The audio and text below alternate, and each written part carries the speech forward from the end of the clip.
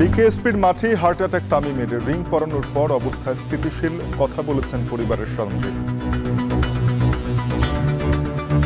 আমাদের কোনো সময় ক্ষেপণ হয়নি, যেখানে যতটুকু করা প্রয়োজন ছিল আল্লাহর রহমতে আমরা করতে পেরেছি। চেক প্রতারণার মামলায় সাকিব আল হাসানের সম্পদ ক্রুকের নির্দেশ। পলাতক থাকায় বাদী পক্ষের আবেদনে এমন আদেশ আদালতের।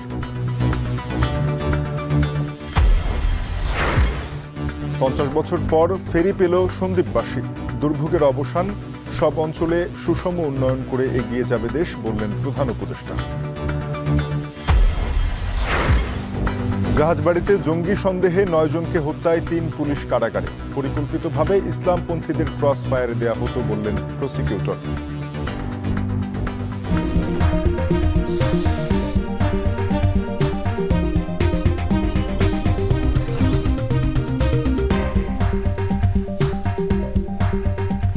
স্বাগত। এখন বিকেলে আপনাদের সাথে পুরো আয়োজনে থাকবো আমি তানজিম শাফিন। বিকেএসপিতে ঢাকা প্রিমিয়ার লিগের ম্যাচ চলাকালে হার্ট অ্যাটাক করেছেন তামিম ইকবাল। তাৎক্ষণিকভাবে হাসপাতালে নেওয়া হয় তাকে। এনজিওগ্রামের পর তামিমের হার্টে রিং প্রতিস্থাপন করা হয়েছে বলে জানিয়েছেন চিকিৎসকরা। এরই মধ্যে তামিমের জ্ঞান ফিরেছে, কথা বলেছেন পরিবারের সঙ্গে। বিস্তারিত আরিফুল ইসলাম সাহাবের প্রতিবেদনে। Captain of Shahinpukur Ryan Rafsan এবং মোহামেডানের ক্যাপ্টেন তামিম ইকবাল খান কয়েন ফ্লিপ করবেন।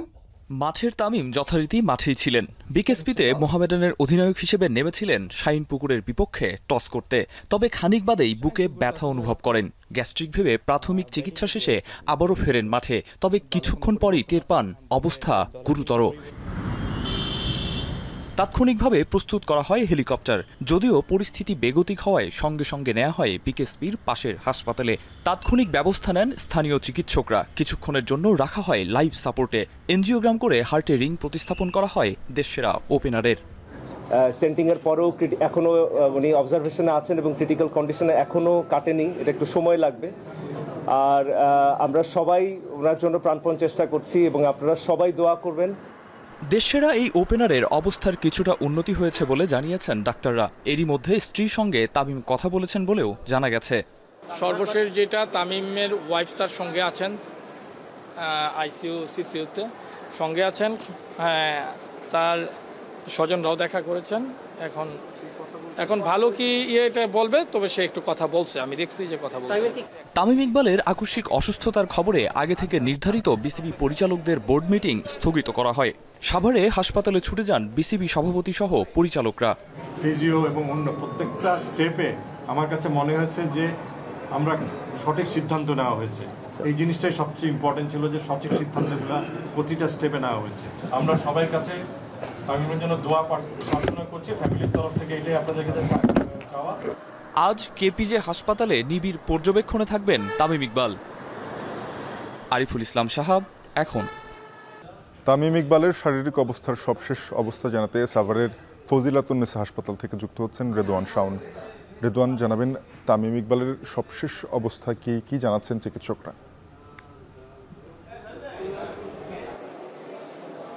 শাফিন, আপনারা সকাল থেকেই দেখছেন আমরা সর্বশেষ যে অবস্থাটা সেটা জানিয়ে আসছি। আমি সর্বশেষ যে অবস্থাটা জানতে পারলাম কিছুক্ষণ আগে, বিসিবির যে চিকিৎসক রয়েছেন ডক্টর দেবাশিস চৌধুরী, তিনি কথা বলেছেন গণমাধ্যমের সাথে। তিনি জানিয়েছেন তামিম ইকবালকে 24 ঘন্টার পর্যবেক্ষণে রাখা হবে এবং আফটার 24 ঘন্টার পর্যবেক্ষণের পর আসলে ডাক্তাররা সিদ্ধান্ত নেবেন যে তাকে ঢাকায় নেওয়া হবে কিনা। এটা এখন পর্যন্ত তার সর্বশেষ আপডেট। এবং যদি তার শারীরিক অবস্থার কথা বলি, যত সময় গড়াচ্ছে তিনি শারীরিকভাবে উন্নতি করছেন এবং তিনি পরিবারের সাথে কথা বলছেন এবং তার স্ত্রী কিংবা তার যে পরিবারের তার ভাই এখানে এসেছেন তাদের সাথে কথা বলছেন। আমরা কিছুক্ষণ আগে দেখতে পেয়েছি সাভারে যে ম্যাচ চলাকালীন সময়ে আসলে তামিম ইকবালের অবস্থার অবনতি হয়, সে ম্যাচ শেষ হয়েছে এবং সেই ম্যাচের পর সেই ম্যাচের সতীর্থ আমরা মুশফিকুর রহিমকে দেখেছি, মাহমুদুল্লাহ রিয়াদকে দেখেছি, অঙ্কনকে দেখেছি, আরও বেশ কিছু সে দলের টিম ম্যানেজারকে দেখেছি, শিপনকে দেখেছি আমরা। তারা কিন্তু এখানে আসছেন এবং তামিম ইকবালের কি অবস্থা বা তামিম ইকবালের উন্নতি হয়েছে কিনা সেটা দেখার জন্য তারা কিন্তু হাসপাতালে এসেছেন। আমি এই মুহূর্তে দাঁড়িয়ে আছি ঠিক সিসিইউর সামনে। এই সিসিইউর ভেতরেই কিন্তু তামিম ইকবালকে রাখা হয়েছে এবং সেখানেই তার চিকিৎসা চলছে। এর আগে যখন সকালে তিনি বুকে ব্যথা অনুভব করেন, তো সে সময় কিন্তু যে প্রাথমিক চিকিৎসাটা তাকে দেওয়া হয়েছে, সেই চিকিৎসার কারণে কিন্তু এখন পর্যন্ত তামিম ইকবাল আমাদের মাঝে সুস্থ আছেন। ডাক্তার বলেছেন যে তিনি যখন ব্যথা অনুভব করছিলেন তখন আসলে তার মুখ দিয়ে ফেনা বের হচ্ছিল, তার পালস পাওয়া যাচ্ছিল না। এরপরে আসলে 20 মিনিটের একটা সিপিআর দেয়া হয়। সিপিআরের পরে আসলে তামিম ইকবালের যে অবস্থা, সেই পুনরায় তিনি তার পালস আসে এবং তিনি পুনরায় মানে স্বাভাবিক জীবনে ফিরে আসেন। কিন্তু এক ধরনের ডক্টর যেটাকে আখ্যা দিয়েছেন যে এটা এক ধরনের অবিশ্বাস্য ব্যাপার, যে এমন অবস্থায় অনেক সময় রোগীরা ফেরে না, কিন্তু তামিম ইকবাল আমাদের মাঝে ফিরে এসেছেন এবং এই মুহূর্তে তিনি কেপিজে হসপিটালে তিনি চিকিৎসার মধ্যে রয়েছেন এবং 24 ঘন্টা পর্যবেক্ষণে থাকার পর আসলে বলা যাবে তামিম ইকবালকে কবে নাগাদ ঢাকায় ফেরত নেওয়া হবে কিংবা ঢাকায় আরও উন্নত চিকিৎসার জন্য নেওয়া হবে। তবে আমরা যতদূর জানতে পেরেছি 48 ঘন্টাও লাগতে পারে এখানে তামিম ইকবালের, 48 ঘন্টাও ডাক্তাররা সময় নিতে পারে তার অবস্থার স্বাভাবিক হয়েছে কিনা। আপনি দেখতে পাচ্ছেন যে আমি যদি আপনাকে দেখানোর চেষ্টা করি, মুশফিকুর রহিম, তাইজুল, তারা কিন্তু আসলে বের হয়ে আসছে। আপনারা দেখতে পাচ্ছেন তারা তামিম ইকবালকে দেখে আসলে বের হয়ে যাচ্ছেন। তো এই ছিল আমার কাছে সর্বশেষ তথ্য কেপিজে হসপিটাল থেকে তামিম ইকবালকে নিয়ে। চেক প্রতারণার মামলায় ক্রিকেটার সাকিব আল হাসানের সম্পদ ক্রোকের নির্দেশ দিয়েছেন আদালত। সোমবার ঢাকার অতিরিক্ত চিফ মেট্রোপলিটন ম্যাজিস্ট্রেট জিয়াদুর রহমানের আদালত এই আদেশ দেন। আসামি পলাতক থাকায় বাদীপক্ষ তার সম্পদ ক্রোক করার আবেদন করে। শুনানি শেষে আদালত তা মঞ্জুর করেন। এর আগে গত 19 জানুয়ারি তাকে গ্রেপ্তার করতে পরোয়ানা জারি করেন একই আদালত। গত বছরের 15 ডিসেম্বর আইএফআইসি ব্যাংকের পক্ষে শাহিবুর রহমান বাদী হয়ে সাকিব সহ 4 জনকে আসামি করে মামলা করেন। আনুষ্ঠানিকভাবে শুরু হলো বহুল প্রতীক্ষিত চট্টগ্রাম থেকে সন্দ্বীপ রুটে ফেরি চলাচল।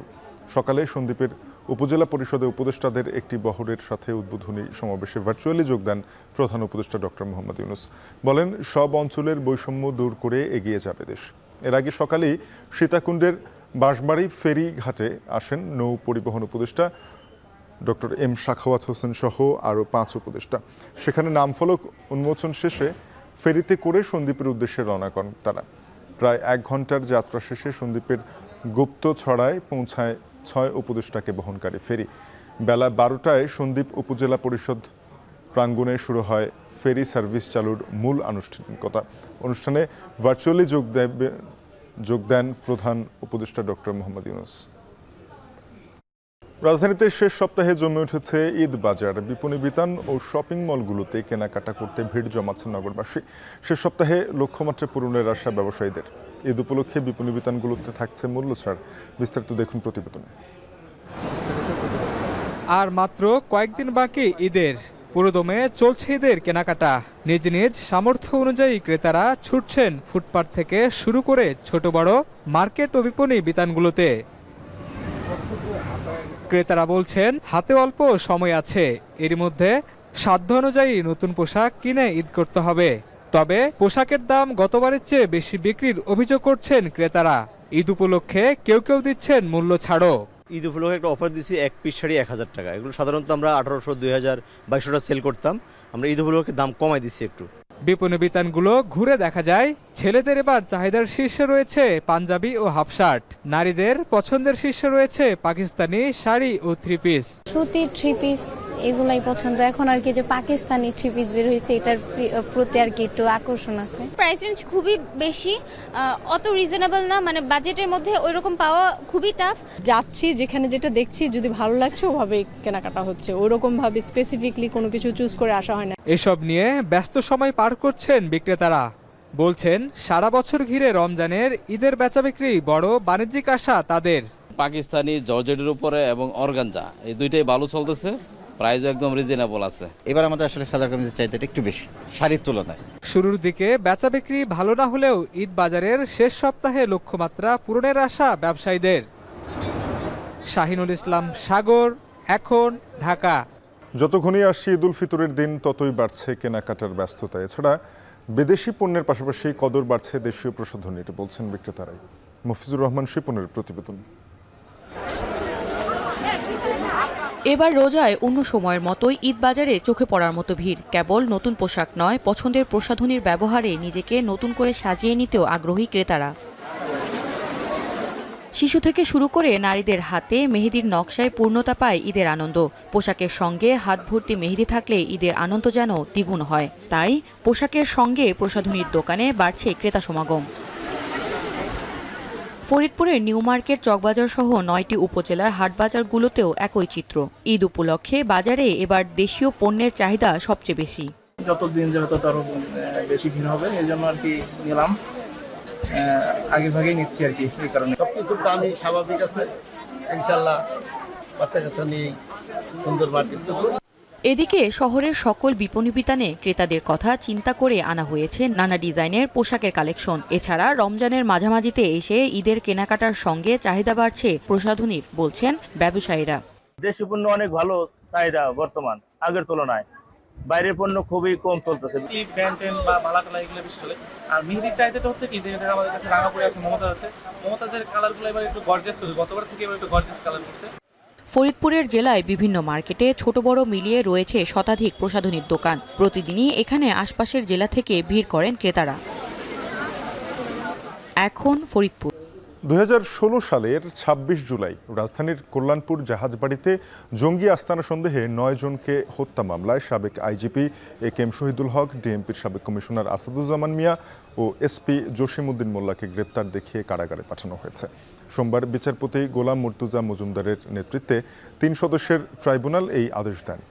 এই 3 আসামিকে 7 মে হাজির হতে নির্দেশ দেওয়া হয়েছে।